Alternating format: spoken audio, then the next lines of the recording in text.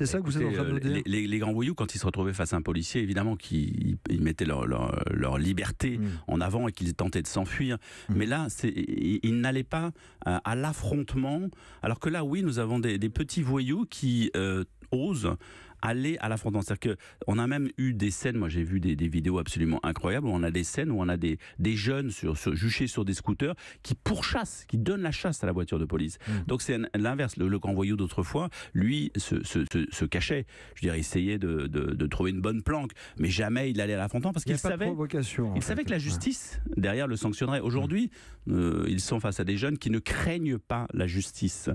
Et d'ailleurs, ça c'est, je veux élargir ce que je disais tout à l'heure sur la peur. Quand je dis que la peur a changé de camp, ils n'ont pas seulement peur, les policiers, des caïds, ils ont aussi peur, et ça c'est un petit peu plus gênant, des juges.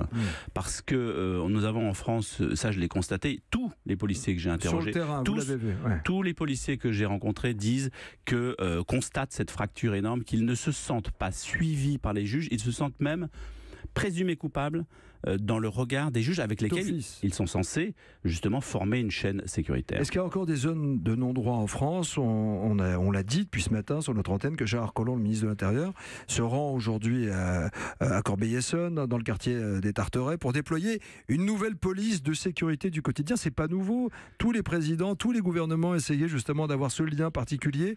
Mais en quoi ça peut changer la donne cette fois-ci? Frédéric Ploquin. Le livre que je publie demain commence précisément au Tarteret. Au Tarteret, c'est là où les jeunes ont commencé à renverser le rapport de force avec la police il y a plus de 15 ans.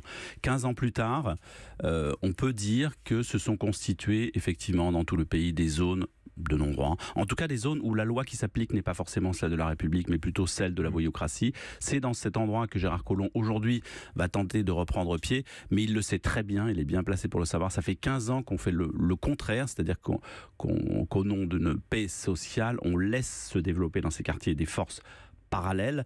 Je crains, depuis que Gérard Collomb est au gouvernement, d'ailleurs, il annonce cette police de sécurité du quotidien. Pour l'instant, c'est du saupoudrage. Pour l'instant, il n'y a pas de doctrine nouvelle qu'on voit se dégager derrière. Et je crains pour les élus locaux, pour les habitants qui, dans ces quartiers, souffrent au quotidien de la présence de ces délinquants, que ça n'ait pas d'impact réel sur leur vie quotidienne.